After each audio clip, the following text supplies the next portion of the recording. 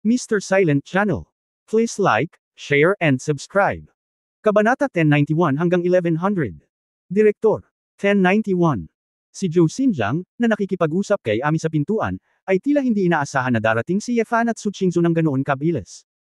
Matapos tumigas ang ekspresyon ng matanda, pinilit niyang ngumiti, Xiao Shu, ayos lang si Lolo, hindi naman ito malaking problema, kaya wala akong sinabi sa iyo. Nagsinungaling ka sa akin. Narinig ko lahat ng sinabi mo. Lolo, sabihin mo sa akin, ano ang nangyayari?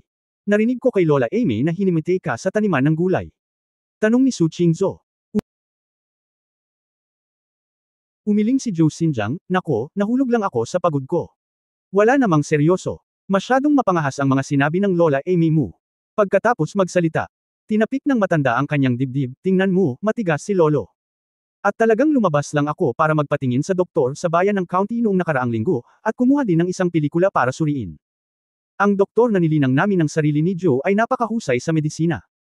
Narinig ito ni Su Qingzu, ngunit hindi siya naniwala, at sinabing, mabuti iyan, sumama ka sa akin sa Huahay, at gusto kong makita kang gumawa ng kumpletong pagsusuri sa katawan gamit ang sarili kong mga mata. Ikaw bata, bakit ka pupunta sa Huahay sa gabi? Nagsasalita si Zhou Xinjiang nang makita niya ang mga matatanda at ang mga patriarka na papalapit sa pintuan. Nagmamadaling naglakad si Zhou Xinjiang papunta sa bakuran at kinakabahang sinabi, Elder, Patriarch, huwag kang magalit, pinuntahan ako ng batang ito dahil nagmamalasakit siya sa akin. Walang ibang kahulugan. Umiling ang clan elder. Sabi, Xinjiang, huwag kang magpaliwanag, wala kaming karapatang paghigpitan si Misu ngayon. Ano? Si Zhou Xinjiang ay mukhang naguguluhan, ano ang nangyari? Ipinaliwanag ng patriarch, gisingin ng apo mo ang dugo ng ating pamilya Zhou, paano tayo magkakaroon ng karapatang kontrolin ang mga nagising? Si Zhou Xinjiang ay medyo napahiya nang tumingin kay Su Qingzu nang may kumpiyansa, tuwang-tuwa siyang nagtanong, Xiao Shu. Nagising mo na ang iyong bloodline. Noon lamang naunawaan ni Su Qingzu at Ye Fan na ang mga elder at patriarch ng Zhoujie village, sa mga clansmen na nagpagising sa kanilang mga bloodline, ito ay walang kinalaman. Gayun din, narinig kong sinabi ni Zhou Xinjiang noon na ang nayon ay nagpapadala ng mga kabataan at bata sa angkan bawat taon para sa pagpili at pagsasanay. Ang mga maaaring manatili sa angkan ay maaaring maabot ang langit sa isang hakbang at magkaroon ng isang hindi pangkaraniwang katayuan. Ang Zhoujiekun ay ang pinakamababang kuta ng angkan ng Zhou. Ang mga nagising na tao tulad ni Su Qingzu, syempre, maaari lamang silang tumangala at hindi maglakas loob na magtanong ng labis.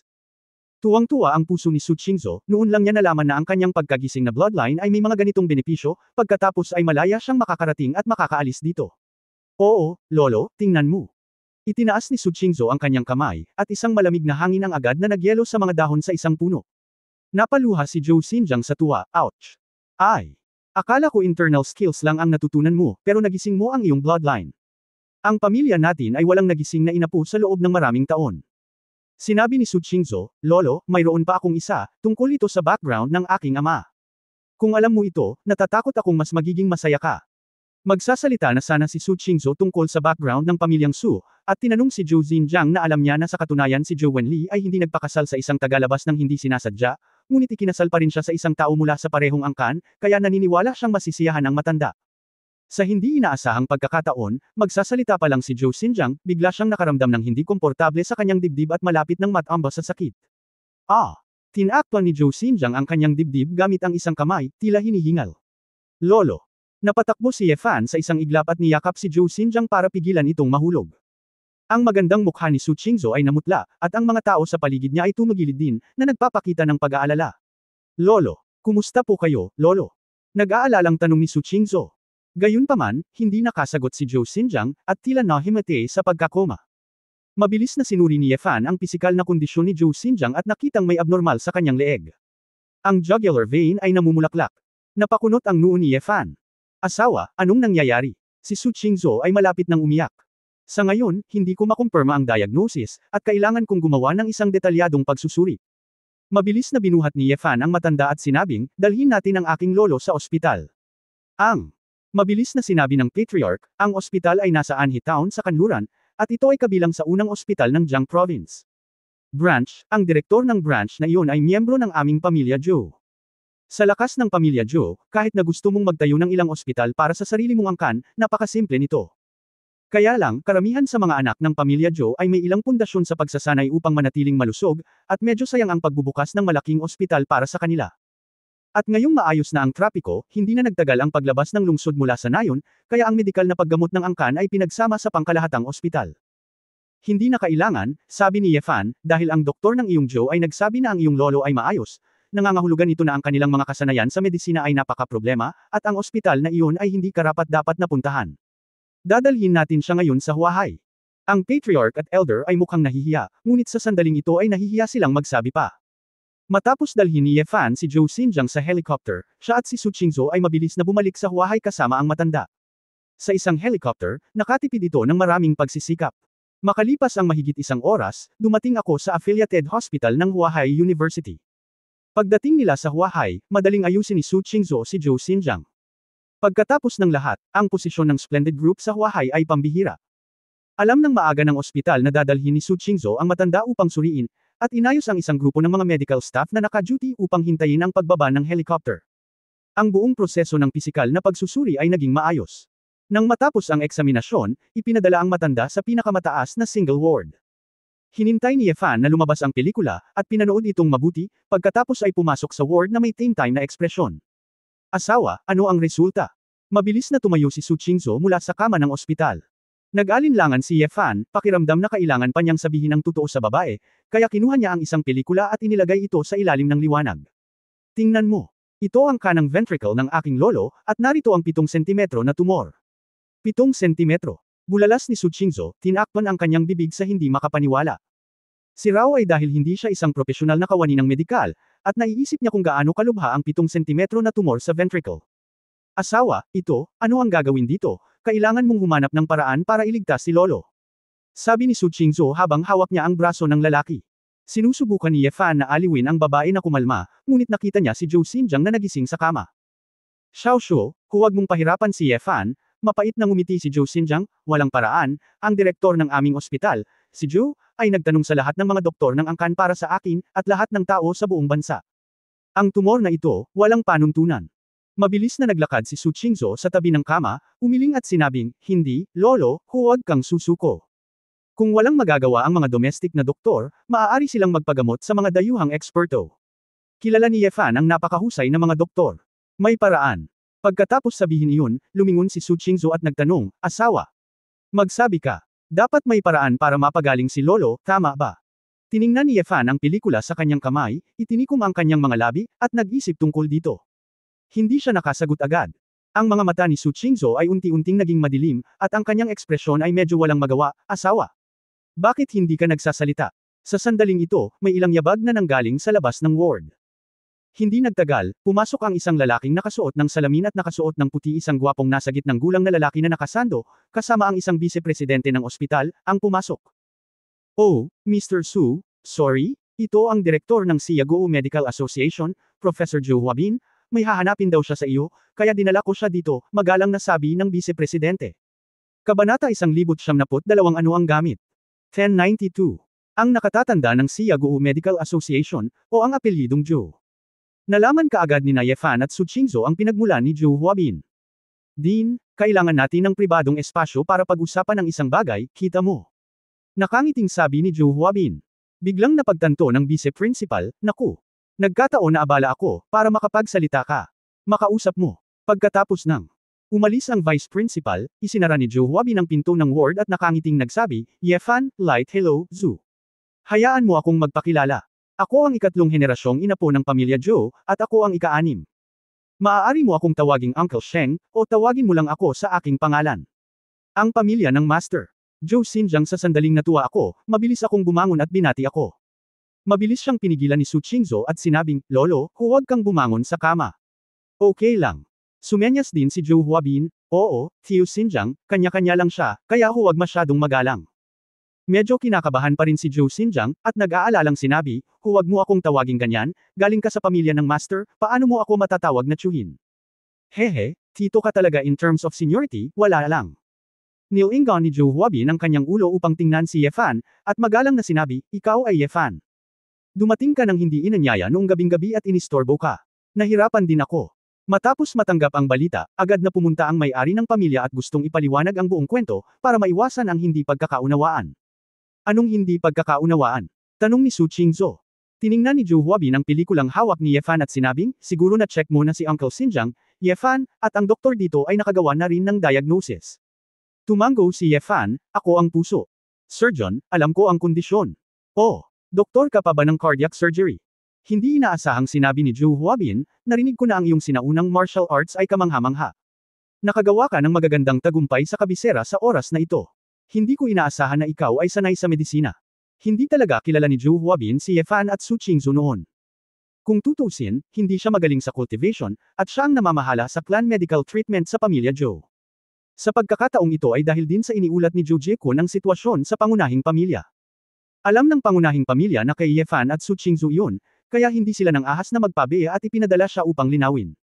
Gayunpaman, alam lang ni Zhou Huabin na kapwa may mga lakas at pinanggalingan si Yefan at ang kanyang asawa. Kung tungkol sa lakas ni Yefan sa medisina, wala siyang paraan para malaman. Ngunit sa kanyang opinyon, dahil hindi pa niya narinig ang tungkol kay Yefan, ang mga medikal na kasanayan ni Yefan ay dapat nakaraniwan. Dahil, bilang direktor ng Xiaguo Medical Association, si Zhou Huabin ay masasabing isang autoridad sa operasyon. Marami na siyang narinig at kilala sa mga nangungunang doktor sa Xiaguo at maging sa mundo. May natutunan ako. Ayaw nang magpaliwanag pa ni Yefan, at mahinang sinabi, gusto mong sabihin sa amin, hindi naman sa hindi mo ginagamot ang lolo mo, wala ka namang magagawa di ba? Ang ekspresyon ni Zhou Huabin ay nagyelo, at pagkatapos ay umiling siya na may mapait na ngiti. Hindi naman sa wala tayong magagawa, pero ang sakit na ito ay talagang hindi magagamot sa pamamagitan ng operasyon. Masasabi kong responsable ang aming pamilya Zhou para sa kalusugan ng alinmang angkan. Naniniwala kami sa kondisyon ni Uncle Jiang, kami may isang makapangyarihang doktor na nag-specialize sa cardiac surgery. Pagkatapos makita ito, ang diagnosis ay ginawa. Ang 7 sentimetro na laki ng right ventricular tumor ay mahirap tanggalin, ito ay lubhang mapanganib, at ang post-operative recovery ay mahirap din. Kung Yefan, kung alam mo ang cardiac surgery, dapat mong malaman na ang sinasabi ko ay katotohanan, pagkatapos ng lahat, ang aming mga doktor ay hindi mga Diyos. Hindi. Dapat may paraan. Narinig ito ni Su Qingzu at sinabing hindi sinasadya, ganito na ngayon ang gamot. Nabuo na, dapat may mga bagong paraan ng paggamot na magagamit. Di ba? Asawa. Pagharap sa tanong ng babae, sumimangot si Yefan, nag-alinlangan, at sinabing, asawa. Bigyan mo ako ng oras, gusto kong pag-isipan ito. Isipin mo, may problema. Wala pa akong naiisip na solusyon. Nang marinig ito ni Su Qingzu, hindi siya nabigo, at sinabing, ibig sabihin, dapat may paraan. Tama. Xiaoshu, huwag mong pilitin si Yefan. Nakakaramdam na si Lolo ng labis na kasiyahan sa buhay na ito. Zhou Xinjiang abala sa panghihikayat. Napabuntong hininga si Zhou Huabin at sinabing, Qingzu, kami ay isang pamilya, hindi namin pinag-uusapan ang dalawang panig. Kung may paraan para pagalingin si Uncle Xinjiang, tiyak na gagawin namin ang aming makakaya. Sa kasalukuyan, ang pinakamahusay na paraan ay ang paggamit ng medikal na paggamot upang pabagalin ang sakit. Habang lumalala ang kanyang kondisyon, maaaring mabuhay pa siya ng ilang buwan, ay. Ayoko. Umiyak si Su Qingzu na may luha sa kanyang mga mata, dapat kang magsinungaling sa akin. Magiging maayos ang aking lolo. Huwag mo akong hayaang manatili sa aking lolo, ngayon ay makikita ko na siya, at sasabihin mong wala siyang magawa. Saying na kaya mong alagaan ng mabuti ang clan mo kahit wala ako, nanganak ang lolo ko ng ganito kalaking tumor, pero hindi mo nakita. Lahat kayo sinungaling. Hindi ako maniniwala sa mga salita mo. Hoy! Xiaoshu, huwag mong sabihin yan. Huwag mong sabihin. Nag-aalalang udyok ni Zhou Xinjiang. Sumimangot si Zhou Huabin at sinabing, Qingzu, ang sakit ay parang bundok, may mga bagay na kalooban ng Diyos. Alam kong malungkot ka ngayon, ngunit sana ay igalang mo pa rin ang aming pamilyang Xuanming. Wala akong pakialam kung anong clan. Gusto ko lang mabuhay ang lolo ko. Itinuro ni Su Qingzu ang pinto at sinabi, hindi mo kayang iligtas ang aking lolo, mangyaring umalis. Ang mga mata ni Zhou Huabin ay kumikislap, tumango siya, at lumingon kay Yefan at sinabi, Yefan, may gusto akong sabihin sa iyo, maginhawa ba para sa akin na lumabas at makipag-usap? Iniisip ni Yefan kung paano gagawin ang operasyong ito, o kung maghahanap ng impormasyon sa access ng Earth. Naisip lang ni Zhou Huabin na gusto niyang kausapin siya tungkol sa plano ng paggamot, kaya tumango siya at lumabas. Dumating ang dalawa sa koridor sa labas ng pinto, at walang tao sa kalagitnaan ng gabi. Same time na sinabi ni Zhou Huabin, ngayon, sobrang nasasabik si Qingzu, marami akong alam na bagay at hindi maginhawang sabihin sa kanya, kaya ikaw lang ang makakausap ko. Alam kong tiyak na makikinig siya sa iyo sa huli, kaya ganoon din sa iyo. Kinaikit ni Yefan ang kanyang mga mata, ano ang problema? Hindi ka ba pumunta sa akin para pag-usapan ang tungkol sa plano ng paggamot? Nakangiting sabi ni Zhou Huabin. Ang plano ng paggamot ay napakalinaw. Maliban sa konserbatibong medikal na paggamot upang pahabain ang buhay, walang ibang paraan. Imposible ang operasyon, kaya walang dapat pag-usapan. Ang gusto kong pag-usapan sa iyo ay tungkol sa opisyal na pagbabalik ng pamilyang Su sa angkan ng Xuanming. Nakaramdam ng kakaiba si Ye Fan sa kanyang puso at nagtaka, pamilya Gigusu, ngayon ang asawa ko ang namumuno, sabihin mo sa akin ito, para saan? Hehe, Ye Fan, dahil sinadya kong pumunta dito, galing ito sa bahay. Malamang alam ko na, at espesyal na binanggit ka rin ng ulo ng pamilya namin. Alam mo at ako na pareho na kayang mabawi ni Qingzhou ang Ghost Valley at buhayin ng pamilyang Su ngayon, ikaw ang bahala. Kung sasang-ayon ka sa pagbabalik ng pamilyang Su sa angkan ng Xuanming, magiging maayos ang lahat, nakangiting sabi ni Zhou Huabin. 1093. Saglit na natahimik si Ye Fan, pagkatapos ay ngumiti at sinabing, sa tingin mo ay kilalang-kilala mo ang ating mag-asawa, ngunit sa katunayan ay hindi mo alam kung anong uri ng babae ang aking asawa. Anong ibig mong sabihin? Tanong ni Zhou Huabin na nakakunot ang noo. Sa tingin mo ba siya yung tipo ng babae na sumusunod lang sa sinasabi ko? Nakangiting sabi ni Zhou Huabin, syempre alam natin na napakatalino niya, negosyo man o cultivation, napakagaling niya. Pero, kung tutusin, babae siya. Sa aming angkan, halos walang babae ang maaaring maging pinuno ng bahay, at medyo kakaunti ang mga babaeng eksperto. Ito ay hindi makatwiran. Syempre, hindi namin minamaliit si Su Qingzhou, ngunit ang mga babae ay kadalasang hindi nakakagawa ng pinakamahusay na mga desisyon, habang ang mga lalaki ay kaya kong alagaan ang pangkalahatang sitwasyon. Umiling si Ye Fan at sinabing, hindi ko alam kung ano ang iyong intensyon para sa pamilyang Su na bumalik sa angkan ng Xuanming, at hindi ako interesadong malaman. Pag-aari ni Gigo ang asawa ko, kahit anong desisyon niya, susuportahan ko siya, ito ang dapat kong maging asawa. Maliban kung tatanungin ako ng aking asawa kung ano ang ibig kong sabihin, hindi ko ipahahayag ang aking posisyon sa mga bagay na ito. Natigilan ang ekspresyon ni Zhou Huabin, at pagkatapos ay tumango ng nakangiti. Nakikita kong lubos mong iginagalang si Qingzhou. Dahil sinabi mo iyon. Kung gayon ay iuulat ko ang katotohanan sa Patriarch. Ngunit Ye Fan, natatakot ako na alam mo na ang dugo ninyong dalawa ay hindi maaaring maging mag-asawa. Tama. Ano ang gusto mong sabihin? Tanong ni Ye Fan. Sinabi ni Zhou Huabin, sa totoo lang, maaaring hindi mo alam na ipinagbabawal ng angkan ang pag-aasawa ng iba't ibang angkan, pangunahin na dahil sa takot na manganak ng mga anak na may halong dugo. Sa kasaysayan ng angkan, may mga kakilakilabot na bagay na dulot ng magkahalong dugo sa pagitan ng mga angkan. Kaya't ang bakal na tuntuning ipinasa ng mga ninuno ay hindi dapat makagambala sa dugo. Ngunit ngayon, ikaw at si Qingzhou ay dalawang espesyal na kaso, ni isa sa inyo ay lumaki sa clan, hindi mo alam ang iyong background, at dumating ka sa puntong ito.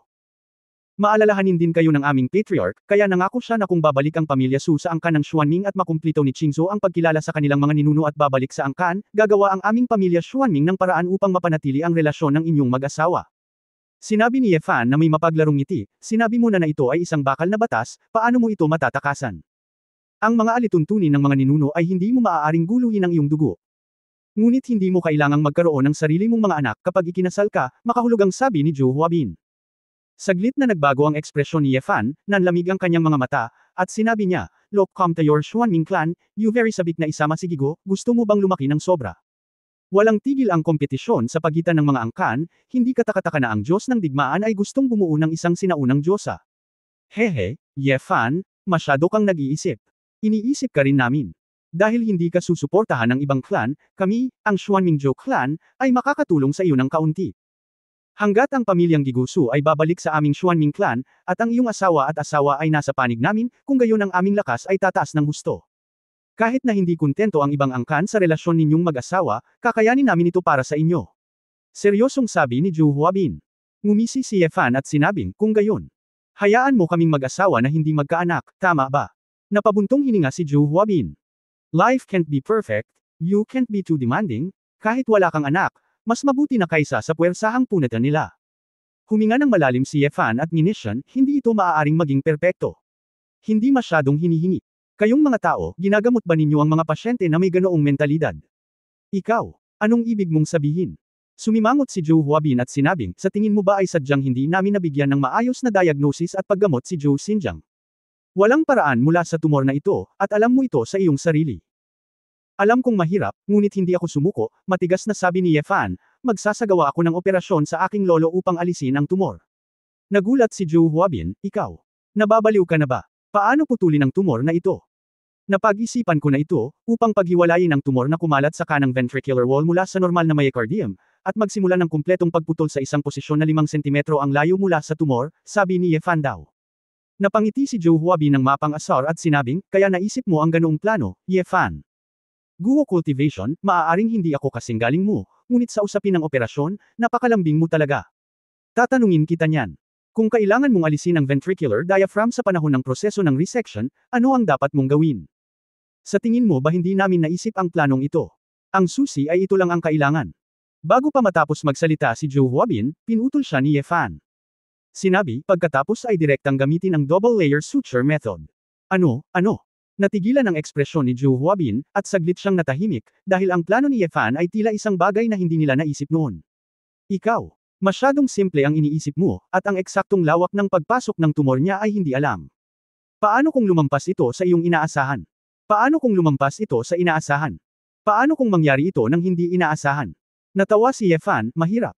Mataas, may mga panganib, kaya huwag kang magpa-opera. Pakiramdam mo ay hindi perpekto ang buhay, kaya sumuko ka na lang. Lahat. Ang pagsuko mo ay isang operasyon lamang, ang naisave mo ay ang rate ng tagumpay ng iyong operasyon, ngunit ang pasyente, ay mawawala sa buong buhay niya. Ang ekspresyon ni Zhou Huabin sa isang komplikadong nagtatampo na mukha, Ye Fan. Kailangan mong pag-isipan ito ng mabuti, ang operasyong ito ay napakahirap at ang panganib ay napakataas, kung gagawin mo talaga ito, maaari mong hayaang mamatay si Zhou Xinjiang sa operating table. Iyan ang lolo ni Qingzhou, kailangan mo ba talagang makipagsapalaran? Hindi ka natatakot sa isang aksidente, at si Qingzhou ay hindi nasisiyahan sa iyo. Kailangan mo bang gawin ito? Tiningnan ni Ye Fan si Zhou Huabin na may kaunting awa, at sinabing, talagang nakikiramay ako sa iyo. Hindi mo pa rin maintindihan kung bakit kailangan kong gawin ang operasyong ito. Ikaw, anong ibig mong sabihin? Kinuwestiyon mo ba ang aking kakayahan at autoridad sa medisina?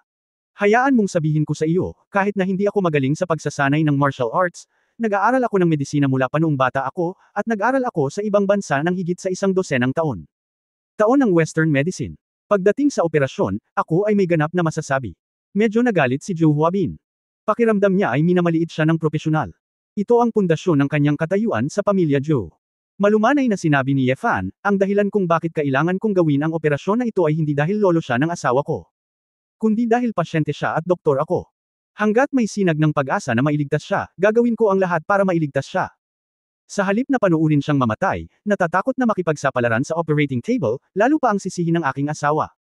Direktor Zhou, maaaring alam mo kung paano maging isang dalubhasang propesor, ngunit hindi mo lang alam kung paano ito gagawin. Isang doktor. Pagkasabi nun, tumalikod si Ye Fan at naglakad pabalik sa ward, naiwan si Zhou Huabin na nakatayo doon na namumula ang mukha, nagngangalit ang kanyang mga ngipin. Kabanata 1974 na hayaan akong tumawag ng kotse. 1094. Hanggang sa naglakad pabalik sa ward si Ye Fan ng mahabang panahon bago lumabas ng ospital si Zhou Huabin na may pagtatampo. Bumalik siya sa kanyang itim na A8 sedan, kinuha ang kanyang mobile phone, at tumawag. Kapatid, nabanggit ko na ang bagay kay Ye Fan, ngunit hindi niya ito binibili, hindi komportable na sabi ni Zhou Huabin. Sa kabilang dulo ng telepono, medyo mahina ang boses, oh. Anong ibig niyang sabihin? Sinabi niya na kapag ang pamilyang Su ay bumalik sa angkan ng Xuanming, si Su Qingzhou ang may huling say, at wala siyang pakialam dito. Ngayon gusto ko lang na oprohan si Zhou Xinjiang. Operasyon. Nagtanong ang lalaki, hindi ba't sinabi mo na ang Zhou Xinjiang na ito ay hindi na naligtas? Napabuntong hininga si Zhou Huabin, ang kanyang mga mata ay komplikado, ayon sa iminungkahi ni Ye Fan mayroong isang kislap ng pag-asa para sa isang plano sa operasyon. Ngunit sa pangkalahatan, hindi namin gagawin ang panganib na ito. Pagkatapos ng lahat, kung ang pasyente ay namatay sa operating table, iyon ay aming responsibilidad. Pagkaraan ng ilang sandali ng katahimikan, sinabi ng lalaki sa kabilang dulo, Huabin, kailangan mong mahanap ang pinakamahusay na lakas tao para makumplito ang operasyong ito. Para mailigtas si Zhou Xinjiang, magagawa nating magkaroon ng malaking pabor sa amin si Su Qingzhou. Sa oras na ito, masigurado kang mananalo sa angkan ng Hui ng pamilyang Su. Kumunot ang noo ni Zhou Huabin at sinabing, kapatid, hindi ito isang simpleng bagay na sasabihin, ang operasyong ito ay talagang gagawin, sa palagay ko ay wala man lang 30% na tagumpay. Iyan ay dapat maging matagumpay. Hindi mo ba palaging nais na magbigay ng kontribusyon sa aming pamilya Zhou? Isa kang doktor mula noong elementarya, at ngayon ang oras upang ipakita ang iyong mga talento. Hanggat maaari mong bigyan ng pabor si Su Qingzhou, ibalik ang pamilyang Su sa aming pamilya Zuan. Ang Ming clan, iyon ay isang mahusay na tagumpay. Magiging ganap na iba ang status mo sa clan. Sabi ng lalaki. Narinig ito ni Zhou Huabin, bahagyang gumalaw ang kanyang mga mata, lumunok siya at nagtanong, napakahalaga ba na ibalik ang pamilya Su sa aming pamilya Xuanming? Siyempre. Ang Shenlong clan ay may Ye family at ang Ji family, ang Phoenix clan ay may Xiao family at ang Huang family, at ang White Tiger clan ay may Bai family at ang Nanalo. Bilang pinakamalaking apat na santo sa clan, ang aming Xuanming clan lang ang kulang ng paa. Ngunit gayunpaman, ang aming angkan ng Xuanming ay hindi masyadong mahina, kaya hanggat ang pamilyang Su ay isasama namin sa angkan ng Hui, ang aming lakas ay tataas ng husto. Nagtaka si Zhou Huabin, ngunit narinig ko na ang pamilyang Su ay wala sa ngayon. Ang mga eksperto ay medyo humihina. Huabin, dahil hiniling sa amin ng patriarch at ng mga elder na ibalik ang pamilya Su, natural na may mga dahilan sila. Kung wala na, ang intelligence network ng Gigo lamang ang susi sa atin. Ang silbi ng sex, sabi ng lalaki. Tumango si Zhou Huabin, nakikita ko.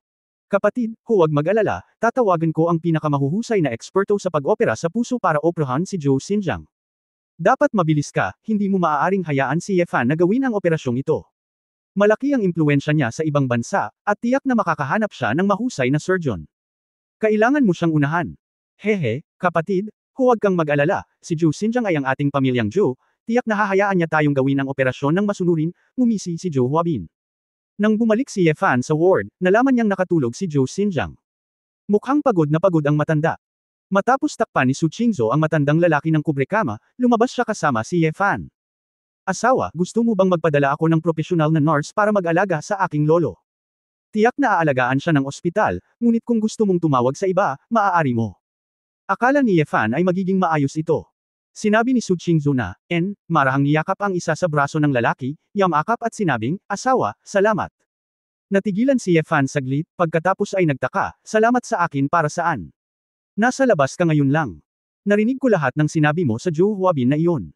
Paliwanag ni Su Qingzhou, hindi ko sinasadya, narinig ko lang. Natigilan si Ye Fan at nakangiting sinabi, oh, Mrs., tumaas na ang antas ng iyong cultivation, at mas sensitibo ang mga facial features mo. Pakinggan mo lang. Sinabi ko lang ang dapat kong sabihin at gawin ang dapat kong gawin. Tahimik na sinabi ni Su Qingzhou, sa totoo lang, may katuturan ang sinabi niya.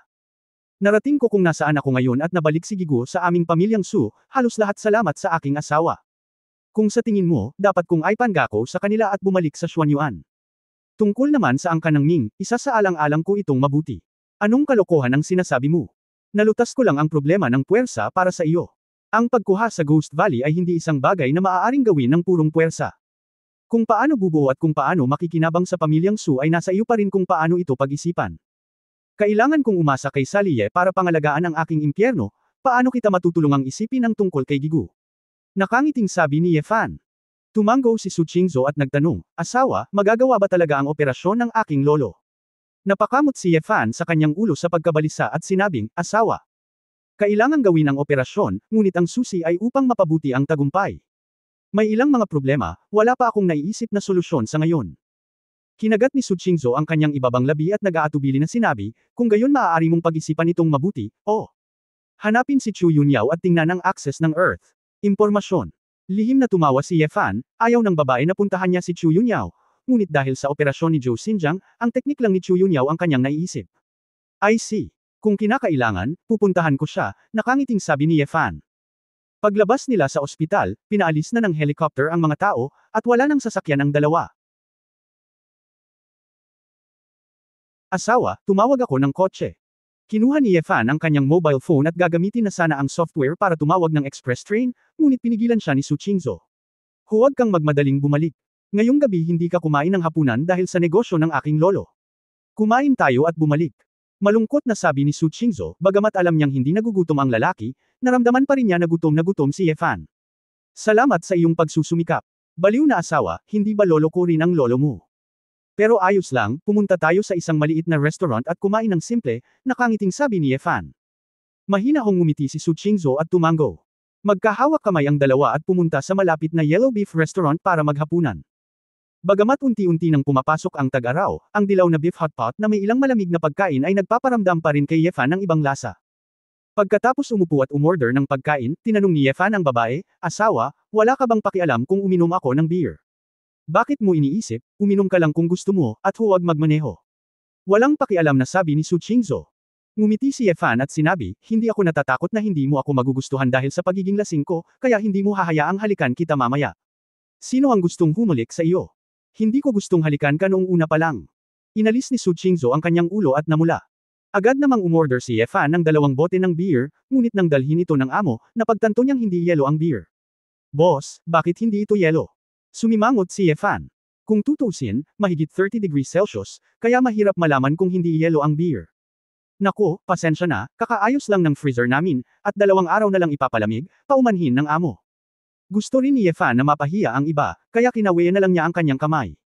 Pagkaalis ng boss, kumuha si Su Qingzhou ng isang bote ng beer.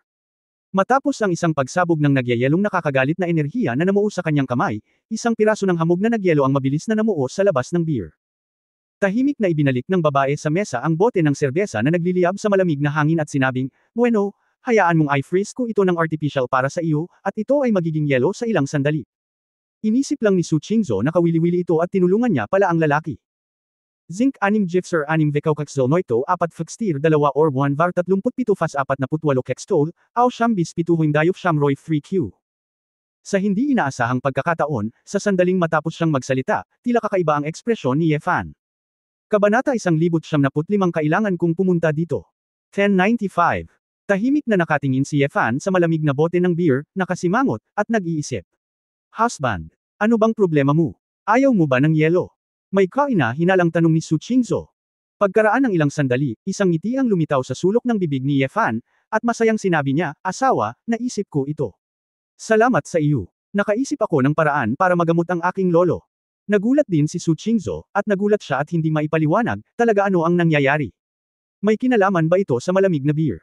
Mahiwagang ngumiti si Yefan at sinabing, "Nakaisip na ako ng paraan, kukumpirmahin ko ang plano pagbalik ko, at tatawagan ko si Runida.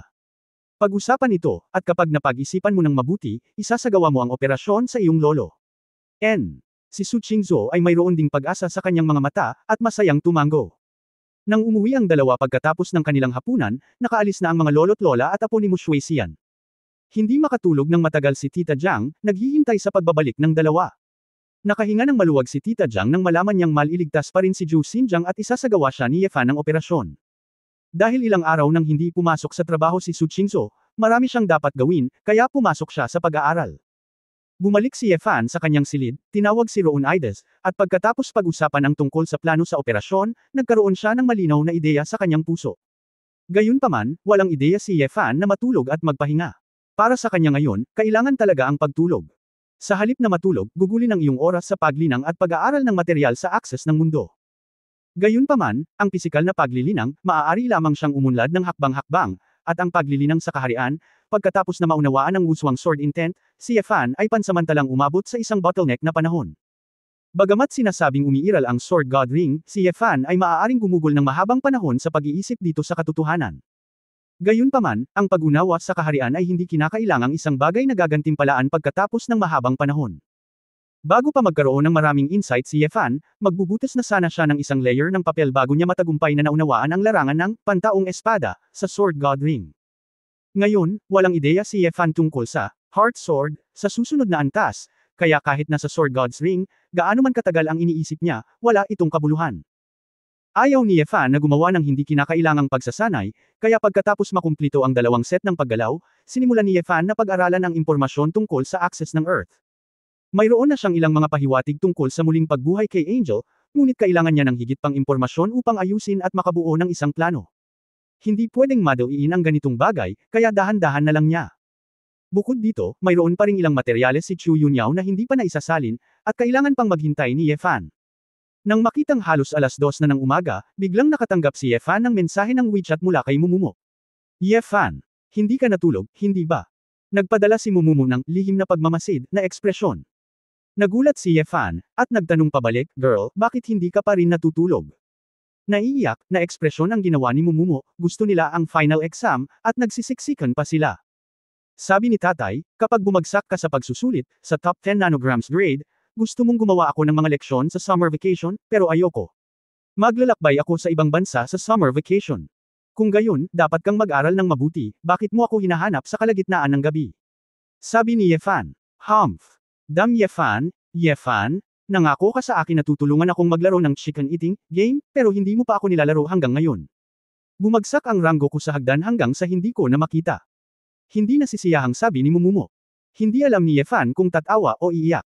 Nag-aalala ang babaeng ito tungkol sa kanyang account sa laro. Kailangan mo lang mag-aral ng mabuti. Ano ang kinalaman ng rangkang ng laro dito? Kahit sinong mataas ang ranggo. Bilang A. Result, you let me dove. hindi ko maiangat ang ulo ko ngayon, kasalanan mo ang lahat. Kailangan mo akong tulungang bumangon. Sabi ni Momomo. Natahimik si Yefan at sinabing, hindi ka dapat tumaya sa kanila, tama ba? Nagpadala si Momomo ng ekspresyon ng pag-ikot ng kanyang mga mata, gusto kong alagaan mo ito. Anyway, kung tutulungan mo akong mapabuti ang aking ranggo, kikita ako ng kalahati ng pera para sa iyo. Sumagot si Yefan, babae, ngunit nagkukumpere ako ngayon. Abala. Biglang nagpadala si Momomo ng isang, malungkot, na ekspresyon, Yefan, nagbago ka na, dati mo akong pinaglalaroan at kachat. Ngayon ay ayaw mo na akong maglaro ng account, wala ka nang pakialam sa akin. Sobrang lungkot ko. Alam ni Yefan Ming na ang babaeng ito ay pinaghihinalaang kumilos ng kaawa-awa, ngunit nanlambot pa rin siya sa pag-iisip na matagal nang nakilala si Momomo at kung ano ang nangyari sa kanya. Okay, maglalaro ako para sa iyo ng 2 oras sa isang araw. Napangiti si Yefan, na parabang naghahanap siya ng gagawin para sa kanyang sarili. Agad namang natuwa si Momomo, hihi, alam kong mabuti si Yefan sa akin. Well, bago matulog ang babaeng ito, bibigyan kita ng kaunting benepisyo bilang gantimpala. Pagkatapos magsalita, pinadalhan ng batang babae si Yefan ng mensahe ng litrato. Sinulyapan lamang ito ni Yefan, at ang kanyang mga mata ay naging medyo tirek. Ito pala ay isang bikini selfie na kuha ni Momomo. With her figure in the camera, mahirap isipin na freshman girl ito. Paano ito? Binili ko ito upang pumunta sa beach sa tag-araw, ikaw ang unang taong nakakita nito, sabi ni Momomo. Nang marinig ito ni Yefan, nabaluktot ang kanyang puso, at nagmamadaling sinabi niya, magsuot ka ng kaunti, at kung pupunta ka sa beach, lalamigan ka, kaya hindi ka pinapayagang mapagod. Haha, tatawanan mo ba ako hanggang kamatayan? Anong klaseng kalokohan ito? Bastos ka, halatang ayaw mo akong makita ng ibang lalaki di ba? Hihi, nagsinungaling ako sa'yo. Nahihiya akong magsuot ng ganito labas tayo. Bumili ako ng mapaglalaruan ko. Pagkatapos ng pagniwi ni Momomo, sinabi niya, okay, Yefan, natutulog ako, kaya halika, tulungan mo akong makaakyat sa hagdan. Natapos ni Yefan ang pangungusap na iyon ay nagparamdam sa kanya ng kaunting katangahan, ngunit nakahinga siya ng maluwag nang marinig na sinabi ni Momomo na hindi niya ito maisuot sa dalampasigan. Pagkatapos magpadala ng magandang gabi, binuksan ni Yefan ang computer at tinulungan si Momomo na maglaro ng laro. Para kay Yefan, ang paglalaro ay syempre isang napakagandang bagay, ngunit sa kasamaang palad, may mga seryosong bagay na dapat gawin, kung hindi, gusto niyang maglaro hanggang madaling araw. Pagkatapos ng abalang gabi, alas 7 ng umaga, bumaba si Yefan para mag-almusal kasama si Su Qingzhou. Asawa, pupunta ako sa kumpanya mamaya, a-attend ako ng charity event ngayon, at may sinabi si Helena, kailangan kong pumunta sa company site para malinawan. Kapag natapos ko ang pakikitungo sa kumpanya, pupunta ako sa ospital, o kung hindi gusto mo bang pumunta muna sa kumpanya sa akin. Sabay na tayong pumunta doon. Tanong ni Su Qingzhou. Si Yefan ay natural na walang pagtutol, at ito ay hindi masyadong kapos sa oras. Ito ay nangyari na si Feng Yaoying ay hindi nakita sa loob ng ilang araw. Pagkarating ng dalawa sa kumpanya, hindi nag-abala si Yefan na iwasan ang pagdududa, at direktang sumakay sa elevator kasama si Su Qingzhou patungo sa opisina ng chairman. Si Helena, ang foreign secretary, ay maagang naghihintay sa pintuan. Nang wala si Su Qingzhou, siya at si Feng Yaoying ay humarap sa maraming bagay. Mr. Ye, Mr. Su, bumalik ka na. Tila gamaan ang loob ni Helena, kung hindi ka babalik, hindi ko alam ang gagawin ko. Zinc 6 Gifser 6 Vekaw Kaxel Noito 4 Fextir 2 or 1 Var 37 Fas 48 Kextol, Aw Shambis 7 Dayok Shamroy 3Q. Helena, huwag kang magtampo, ano bang problema, kailangan kong pumunta dito. Tanong ni Su Qingzhou. Kabanata 1096. 1096. Tila nawala nang masabi si Helena, mas mabuting tingnan mo ang iyong sarili. Matapos makapasok ang tatlo sa opisina, sa unang tingin, hindi nila naramdaman na may mali, ngunit pagkatapos ng kaunting maingat na atensyon, napagtanto ni Yefan at Su Qingzhou na tila may kakaibang bagay sa opisina na nakahiga sa sahig.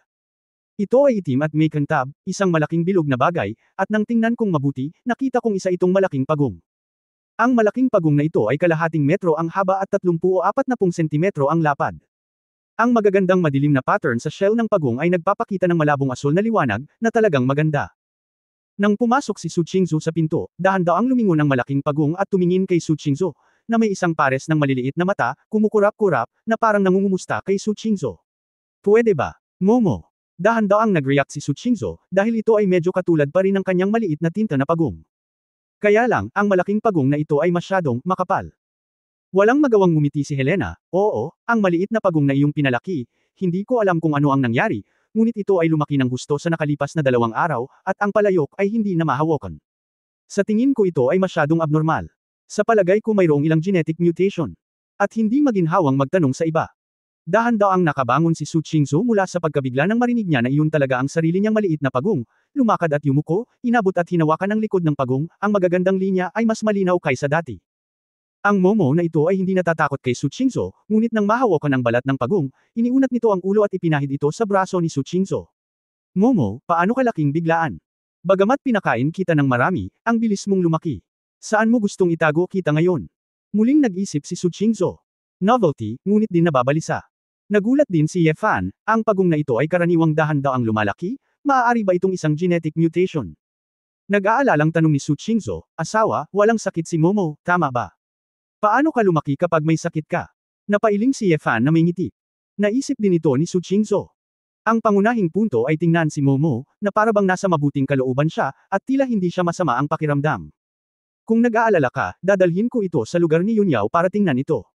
Mas magiging maaasahan ang mga paraan ng siyentipiko, mungkahi ni Ye Fan. Bawal. Gusto mo lang maghanap ng dahilan para mahanap si Chu Yunyao. Direktang tinanggihan ni Su Qingzu, ayaw kong gamitin mo ang Momo ko. Nagmamadaling iwinagayway ni Ye Fan ang kanyang kamay, okay. Huwag kang mag-check, huwag kang matuwa. Matapos bigyan ng puting tingin ni Su Qingzu ang lalaki, iniunat niya ang kanyang kamay at pinulot ang pagong mula sa lupa. Little Momo, bakit ka bigla-bigla na lang lumaki? Hindi kita may iwan sa opisina, iuuwi kita, sabi ni Su Qingzu. Tinitigan ni Momo ang babaeng punong abala gamit ang isang pares ng munggo na mga mata, at tila medyo nalilito, hindi alam kung saan uuwi. Ibinalik ito ni Su Qingzu sa lupa at sinabi kay Helena, Helena, pansamantalang magpadala ng sekretarya para bantayan ako ni Momo. Babawiin ko ito kapag tapos na ako. Oo, Pangulong Su, tumanggo si Helena at lumabas para magtrabaho. Ngumiti si Ye Fan at nagtanong, asawa, saan mo itatago si Momo? Kung tutusin mula sa bilis ng paglaki nito, tinatayang hindi na agad ito masusuportahan ng isang ordinaryong tangke ng pagong. Saglit na nag-isip si Su Qingzu, at sinabing, wala bang outdoor swimming pool sa ikalawang palapag? Plano kong panatilihin si Momo sa ikalawang palapag upang hindi ito tumakbo sa paligid, at ito ay parang lawa. Hinayaan ko si Tita Jiang na bumili ng malalaking bato, ilagay ito sa swimming pool, at hayaan silang magpainit sa araw. Hindi napigilan ni Ye Fan ang matawa, dinala mo ang swimming pool para mag-alaga ng mga pagong. Walang pakialam si Su Qingzu. Mukhang gusto mo talaga si Momo. Napabuntong hininga si Ye Fan at yumuko para hawakan ang likod ng pagong. Ang pattern sa likod ng tinta na ito ay mukhang misteryoso, na may malabong asol na halo. Hindi ko alam kung mismong tortoise species ba ito, o medyo mutated talaga, at iba ang pakiramdam sa ordinaryong likod ng pagong. Nagpakita ng init ang mga mata ni Su Qingzu, at sinabing, noong una, akala ko ay iniwan ito nitong Wishan, at ito ay isang alaala. Ngunit ngayon ito ay kasama ko ng ilang sandali at may nararamdaman.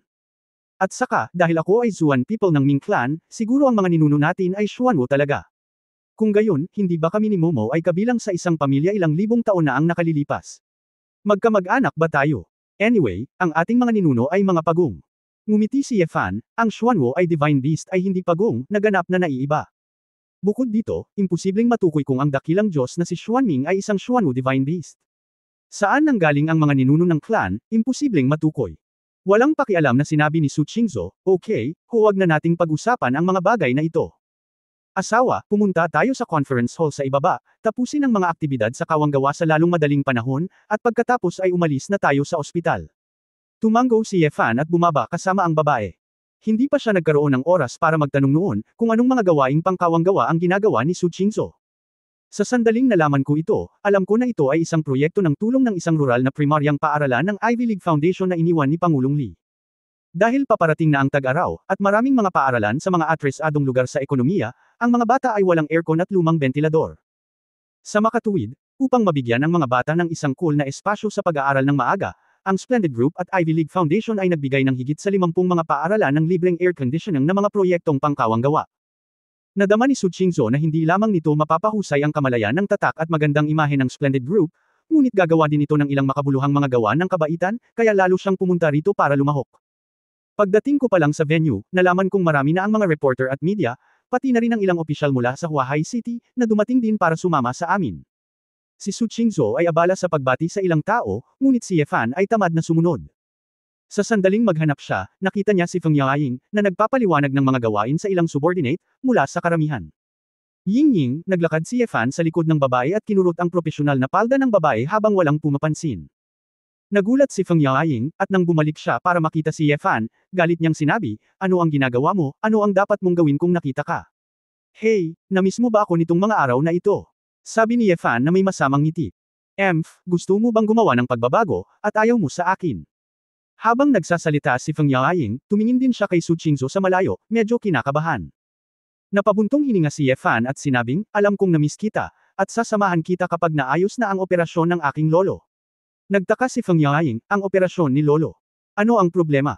Maikling ipinaliwanag ni Ye Fan ang mga gawain ni Zhou Xinjiang at sinabing, hindi ako maaaring maging abala sa mga kamakailang kaganapan, hindi lamang sa iyo, kundi kay Ninger.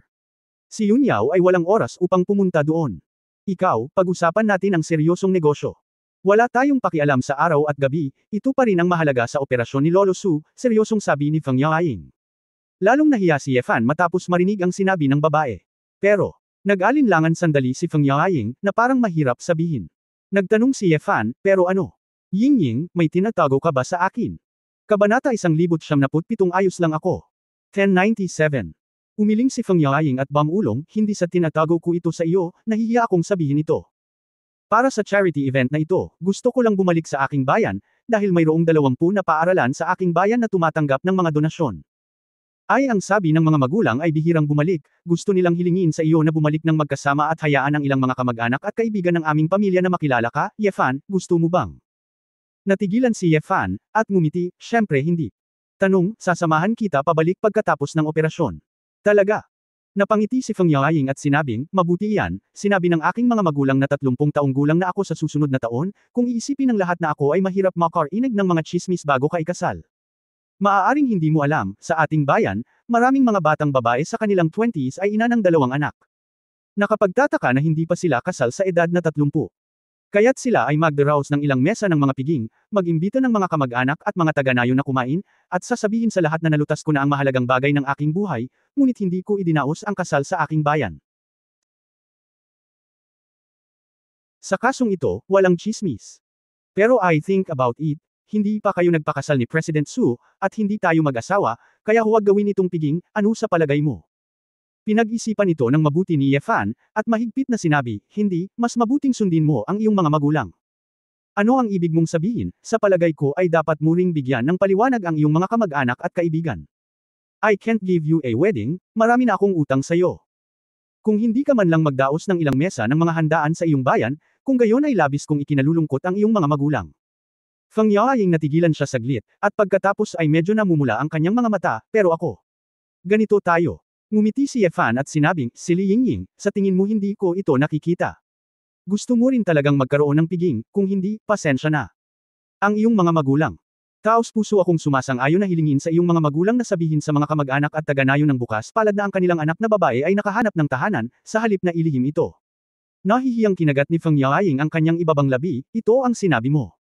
Hindi kita pinilit. Oo, oo. Iyon ang ibig kong sabihin, kami ang pinakamakatwiran at makatuwiran, nakangiting sabi ni Ye Fan. Hindi maipaliwanag ang saya ni Feng Yaoying, kung hindi sa publiko, niyakap niya sana si Ye Fan at hinalikan. Pagkatapos ay pag-uusapan ko ang tiyak na oras mamaya. Papasok muna ako sa trabaho. Masayang lumayo si Feng Yaoying. Saglit na napabuntong hininga si Ye Fan, na wala siyang magagawa para kay Feng Yaoying, ngunit ito ay bahagyang buhol at panghihinayang sa puso ng babae. Gayunpaman, kung alam ni Su Qingzhou ang tungkol sa bagay na ito, malamang na magdusa siya, at kailangan niyang ihanda ang sarili sa pag-iisip. Ang kaganapan ng kawanggawa ay natapos sa isang mainit na kapaligiran, at si Su Qingzhou ay hindi nagbigay ng talumpati sa entablado. Pagkatapos ng lahat, ang babae ay walang dapat ihanda, at sa pagkakataong ito ay si Feng Yaoying ang nanguna sa pangkat na pumunta sa iba't ibang lugar upang mag-alay ng pakikiramay. Nag-aalala pa rin si Su Qingzhou kay Zhou Xinjiang, kaya pumunta siya sa underground na garahe kasama si Ye Fan nang matapos ito. Nakaupo sa kotse, biglang nagtanong si Su Qingzhou sa simula, ano ang pinag-uusapan niyo kanina ni senior sister? Napaungol si Ye Fan at ngumiti ng pilit, kaya nakita mo ang asawa ko. Sabay tayong nag-chat. Ang tagal na, hindi ko ba nakikita? Di bale, hindi na kita tatanungin kung hindi mo sasabihin. Sinabi ni Su Qingzhou, magmaneho sa ospital. Ini-start ni Ye Fan ang kotse, pumunta sa ospital, at simpleng sinabi ni Yingying na gusto akong makita ng kanyang mga magulang, sa pagkakataong ito ay bumalik siya sa Dong Province para gumawa ng charity work at gusto niyang bumalik sa kanyang bayan kasama ako. Sinabi ni Su Qingzhou, dapat ka ring pumunta. Nakahinga ng maluwag si Ye Fan. Hindi siya naglakas loob na banggitin ang natitirang bahagi ng piging, at bahagya siyang nakapasa sa pagsusulit sa ngayon. Nang makarating sila sa ospital, dumiretso sina Ye Fan at Su Qingzhou sa ward ni Zhou Xinjiang. Ngunit pagdating niya, nalaman niyang wala na si Zhou Xinjiang. Ikinagulat nilang dalawa. Nagmamadaling nakahanap si Ye Fan ng isang nurse, at nang magtanong siya, nakatanggap siya ng isang nakakagulat na balita si Zhou Xinjiang ay inoperahan. Nagmamadaling pumunta ang dalawa sa operating room at nadatnan si Zhou Huabin at ilang matataas na opisyal ng ospital na nag-uusap at nagtatawanan doon. Zhou Huabin, sino ang nagtanong sa iyo na operahan ang aking lolo? Galit na galit si Su Qingzhou kaya namutla ang kanyang magandang mukha, at hindi siya magalang na umakyat. Ang mukha ni Zhou Huabin ay naninigas at ang kanyang puso ay galit, ngunit may ngiti sa kanyang mukha. Sinabi niya, Qingzhou, huwag kang matuwa, ang operasyong ito ay ang iyong lolo mismo ang gumawa. Ano? Natigilan si Su Qingzhou. Ang direktor ng ospital sa gilid ay nagpaliwanag, si Sudong, si Ji.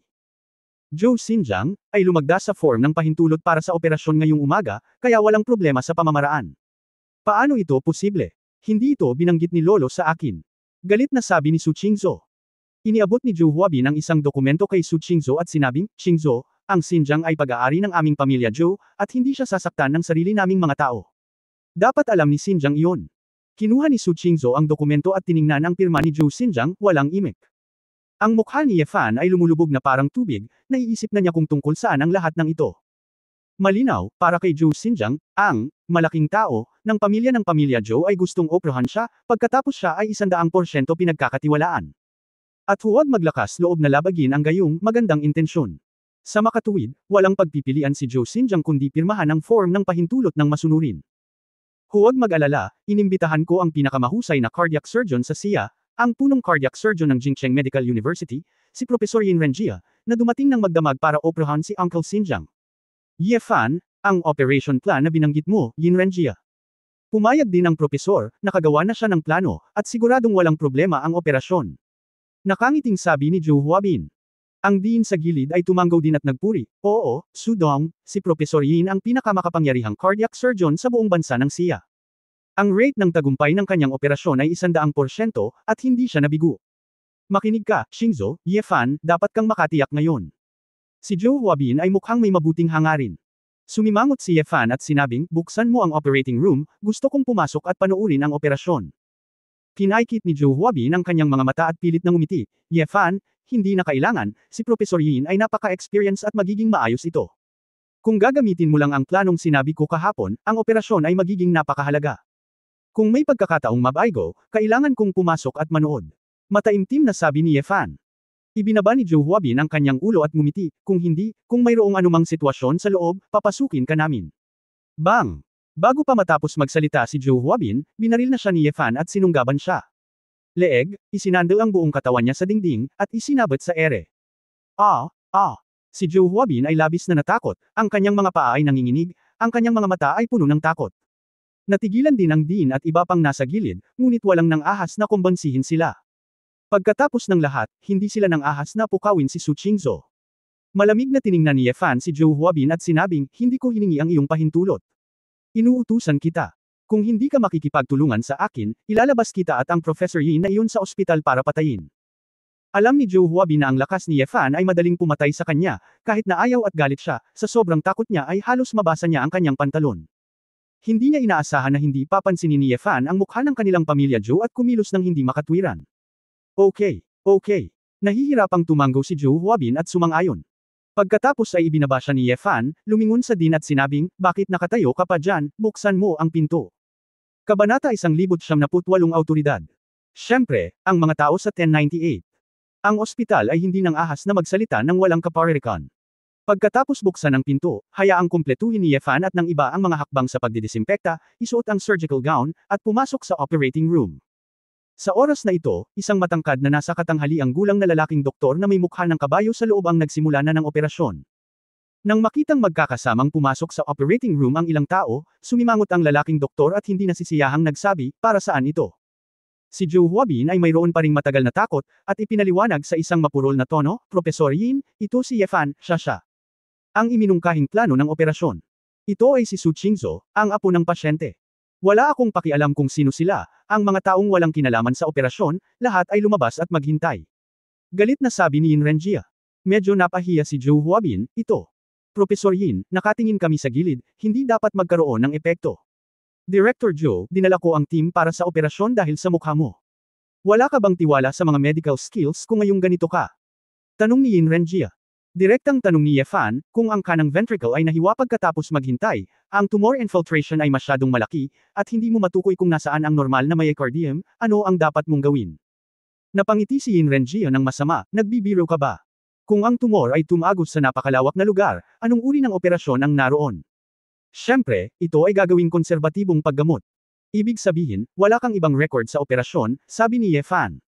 Napakalungkot na sinabi ni Yin Renjia, bata, wala akong pakialam kung saang ospital ka galing, huwag kang magkunwaring nasa harapan ko. Kung gusto mong iligtas ang mga tao, lumabas ka kaagad. Huwag mong hadlangan ang operasyon ko. Napabuntong hininga si Ye Fan at mahinang nagsabi, hindi na kailangan, ako ang gagawa ng operasyon, maaari ka nang umalis. Ano? Hindi makapaniwala si Yin Renjia, niuinggan niya si Joe Huabin, Director Joe. Anong nangyayari sa lalaking ito? Bakit hindi mo siya itaboy agad? Napabuntong hininga si Joe Huabin sa kahihiyan, ito. Profesor Yin, wala akong ganoong kapangyarihan. Galit na galit si Yin Renjia at sinabing, pirmahan ng pasyente ang form ng pahintulot. Ako ang punong surgeon. Hindi ba naiintindihan ninyong lahat ang mga patakaran? Humakbang si Su Qingzhou at malamig na sinabi, normal lang na gumawa ng mga ganoong mahalagang desisyon. Ang mga miyembro ng pamilya ay dapat may karapatang malaman. Hindi mo ako inabisuhan ng maaga, sadyang nagtago, at dinala ang aking lolo sa operating room.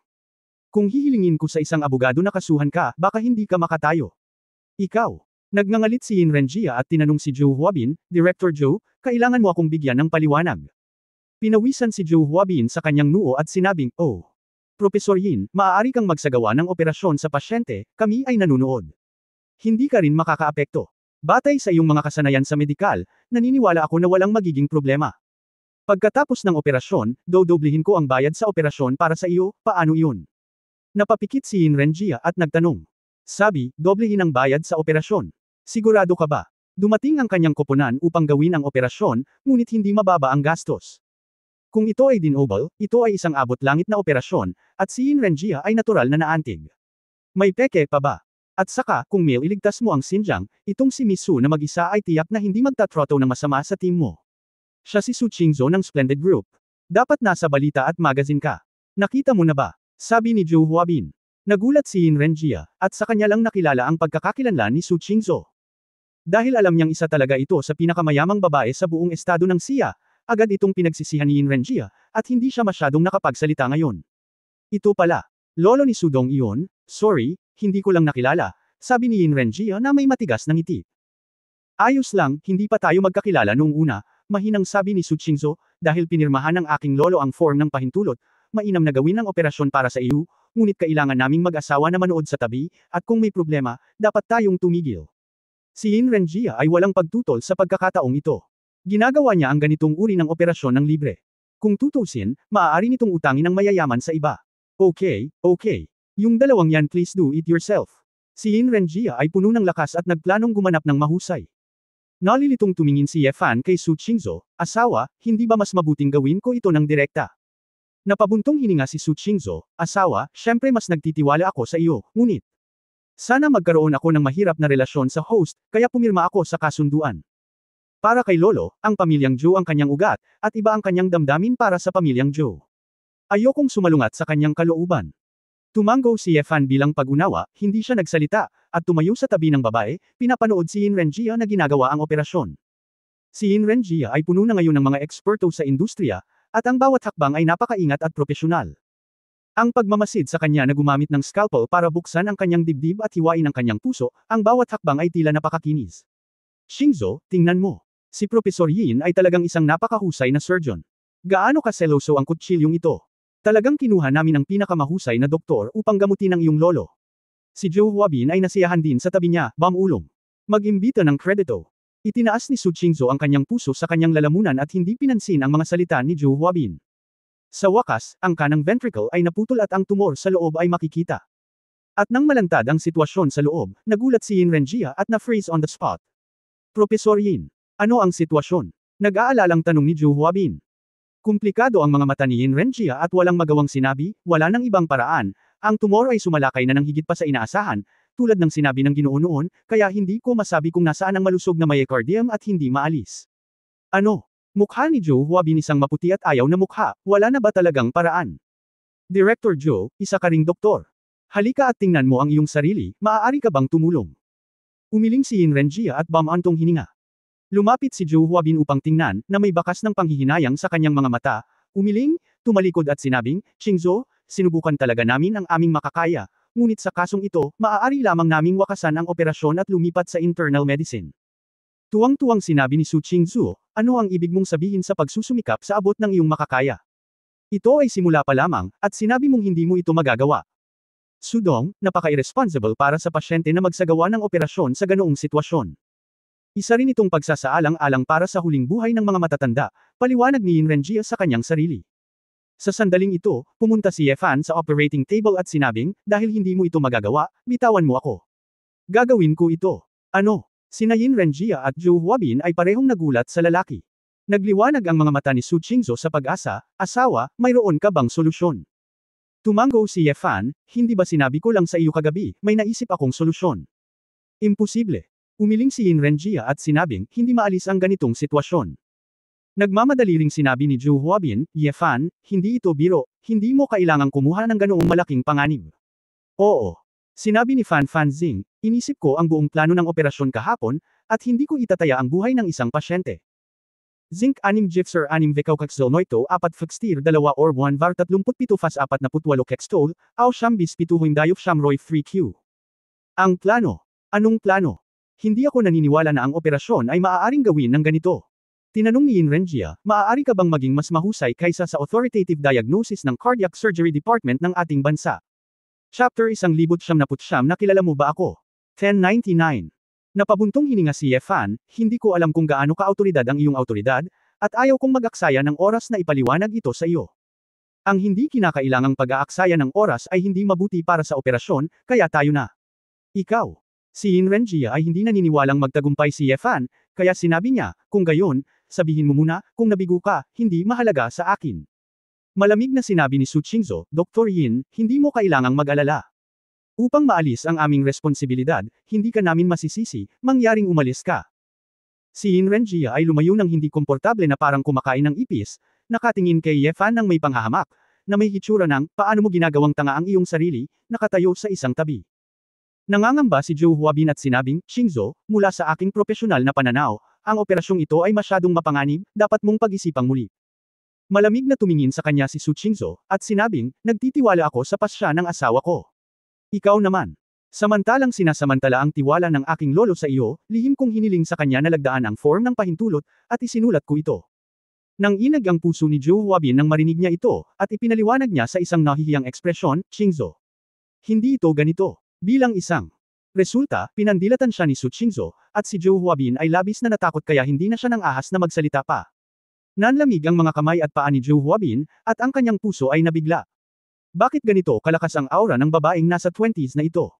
Sa oras na ito, walang pakialam si Ye Fan sa sinasabi ng mga tao sa paligid niya, tiningnan niya ng mabuti ang tumor matapos makita ang sitwasyon, iniunat niya ang kanyang kamay sa nurse sa tabi niya at sinabing, bigyan mo ako ng monopolar electric knife. Maraming mga katulong at nurse ang hindi nang ahas na sumalungat, at sumunod ng masunurin. Pagkatapos kunin ni Ye Fan ang electric knife, mabilis niya itong pinutol. Ang ilang mga tao na naghihinala kay Ye Fan ngayon ay naaakit lahat sa bilis at husay ni Ye Fan. Matapos mapansin ni Yin Renjia at Joe Huabin ang kakaibang ekspresyon ng mga medikal na staff na ito, hindi nila maiwasang lumapit para mag-obserba. Nang makita nila ang bilis ng kamay ni Ye Fan, hindi nila maiwasang magpakita ng pagtataka. Napakabilis. Nalaman ni Yin Renjia na si Ye Fan ay tumpak at kasing bilis ng isang makina, na parabang ang bawat galaw ay kasing galing ng pag-ensayo niya ng 10,000 beses. Napalunok si Joe Huabin. Inisip niya na si Ye Fan ay makapangyarihan lamang sa teorya, ngunit hindi niya inaasahan na ang tunay na operasyon ay sobrang nakakatakot. Teka, ikaw, puputulan mo ba ang buong tumor at normal na myocardium? May nakitang mali si Yin Renjia. Hindi tumigil si Ye Fan sa paggalaw ng kanyang mga kamay, at mahinang nagsabi, hindi ko masabi kung nasaan ang mga normal na hangganan, syempre, alisin lang ang lahat. Paano ang right ventricle? Tanong ni Yin Renjia. Sumagot si Ye Fan, ihanda ang bovine pericardium, at bubuuan ko ang kanang ventricle. Ang isang grupo ng mga medikal na kawani sa pinangyarihan ay tumingin kay Ye Fan ng may pagkamangha. Ito ay malinaw na isang napaka-bold at mahirap na pamamaraan, at hindi sila nang ahas na isipin ito. Hindi naisip ni Yin Renjia na may ganoong paraan para gumana. Profesor Yin, posible ba ito? Hindi maiwasang magtanong ni Zhou Huabin. Namula si Yin Renjia at sinabing, sa teorya, posible, ngunit ang operasyon ay napakahirap, at hindi nito malulutas ang problema ng mga selula ng kanser, at maaaring magkaroon ng post-operative arrhythmias. Sa tingin ko ay hindi ito perpekto. Naputol na ni Yefan ang buong tumor at normal na myocardium at isinantibi ang mga ito. Dalhan mo ako ng cryoprobe, sabi ni Yefan. Hindi na naglakas loob na magtanong pa ang katabi niyang katulong kaya nagmadali na siyang maghanda. Frozen probe. Matapos pakinggan si Yin Renjia, sumimangot siya at biglang nagising, so ganyan yan. Natarante si Zhou Huabin at sinabing, ano ang problema? Profesor Yin, ano ang sinasabi mo? Sinabi ito ni Yin Renjia nang makitang nagbago ang mga mata ni Yefan, napabulalas siya ng may paghanga, nais niyang muling buuin ang kanang ventricle at pagkatapos ay gumamit ng cryoprobe para makoagulate ang myocardium. Sa ganitong paraan, ang myocardial cells ng incision ay magiging necrotic, papatayin ang lahat ng posibleng cancer cells, at maiwasan ang arrhythmia. Ito ay naging isang plano, paano ko hindi ito maiisip? Hindi. Kahit na alam ko, natatakot akong hindi ko magawa ito, okay. Si Su Qingzhou, na nasa gilid, ay natauhan lamang matapos itong marinig. Nakuha pala ni Yefan ang ganoong inspirasyon kagabi nang makita niya ang kanyang nagyayalong beer na may nakagagalit na enerhiya. Hindi maiwasan ni Su Qingzhou na lalo pang humanga sa kanyang asawa.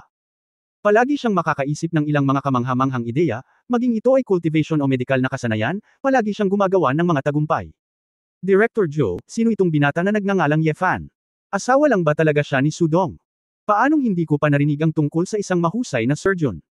Bumalik ba siya galing abroad? Tanong ni Yin Renjia sa mahinang boses. Gayunpaman, ang kanyang boses ay talagang maririnig ni na Su Qingzhou at Yefan. Napangiti si Zhou Huabin at sinabing, ako. Hindi ko alam, napakahusay ng kanyang mga medikal na kasanayan. Nakakamangha, ang operasyong ito ay ganap na makakasulat ng dalawang napakahusay na medikal na papeles. Parang fan na si Yin Renjia sa mga oras na ito, mapagpakumbaba siyang nanunood sa gilid. Kahit siya, ibang medical staff, natural na mas hinahangaan ko si Yefan. Isinagawa ni Yefan ang operasyon sa maayos na paraan, at hindi nag-abala sa pag-aalaga sa iba. Nang matapos ang buong operasyon, nakahinga siya ng maluwag at tinanggal ang maskara. Kumusta ang vital signs? Tanong ni Yefan sa anesthesiologist sa tabi niya. Pindutin ang 115 pataas, pababa 84, tibok ng puso 79, napaka-normal. Tumango si Yefan, tumalikod at ngumiti kay Su Qingzhou, naging maayos ang operasyon, magiging maayos si Lolo. Ang mga mata ni Su Qingzhou ay bahagyang namumula, na may pahiwatig ng kagalakan, at sinabi niya, Napuno ng saya ang operating room. Sa kapaligiran, tanging ang mukha ni Zhou Huabin ang malungkot at ang kanyang mga mata ay hindi mapakali. Pagkatapos, ipinadala si Zhou Xinjiang sa intensive care unit, at pagkaraan ng 24 na oras, pagkatapos makumpirma na walang problema, ibinalik siya sa ward. Noong una ay gusto ni Yefan na hintayin si Zhou Xinjiang na magising sa ospital kasama si Su Qingzhou, ngunit tinawag siya ni Tia Jiang sa bahay nang hindi inaasahan. Yefan, may kilala ka bang babae na nagngangalang Ji Wanqing? Tanong ni Tita Jiang sa telepono. Natigilan si Yefan nang marinig niya ito, ngunit may naisip siya at sinabing, pumunta si Ji Wanqing sa bahay namin. Oo, alam mo ba talaga? Nasa pintuan ng bahay namin ang batang ito. Akala ko hindi niya kilala noong una. Sa kalsada, lumabas ako at nagtanong, hinahanap ko talaga ang bahay namin, nahihiya akong pumasok. Sabi ni Tita Jiang, tumatawa at umiiyak, nahihiya akong babae. Hulaan ni Yefan na pinakawalan ni Ji Yutang si Ji Wanqing ayon sa kasunduan, ngunit ang hindi niya inaasahan ay direktang lumapit sa kanya ang babae. Nag-alinlangan si Yefan at sinabing, Tita Jiang, babalik ako ngayon, matutulungan mo akong alagaan siya, at pag-uusapan ko ito mamaya.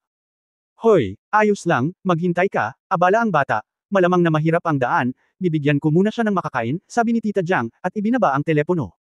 Kaagad na sinabi ni Yefan kay Su Qingzhou ang tungkol sa bagay na iyon. May magandang impresyon din si Su Qingzhou kay Ji Wanqing. Pagkatapos ng lahat, siya ay isang taong tumulong kay Yefan, at ang kanyang background ay medyo nakakaawa, kaya't hiniling niya kay Yefan na bumalik muna. Zinc 6 Gifser 6 Vekaukaxil Noito 4 Fixtir 2 or 1 Var 37 Fas 48 Kextol, Aw Shambis 7. Pagkalabas ni Yefan sa ospital, sasakay na sana siya ng taxi pauwi nang may nakita siyang figure sa di kalayuan sa tabi ng mga palumpong na humihitit ng sigarilyo at may kausap sa telepono. Si Zhou Huabin iyon. Kabanata 1100. 1100. Kuya.